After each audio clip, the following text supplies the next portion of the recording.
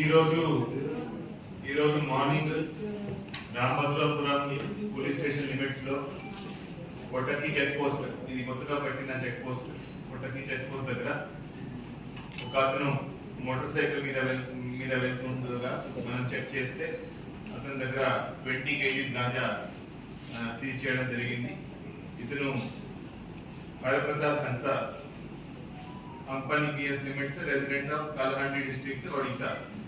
ఇతను గాంజా ట్రాన్స్పోర్ట్ చేస్తూ సుంకి విలేజ్ కోరాపుట్ డిస్ట్రిక్ట్ నుంచి రాయగడ ఒడిశా కి ట్రాన్స్పోర్ట్ చేస్తూ దొరికాడు.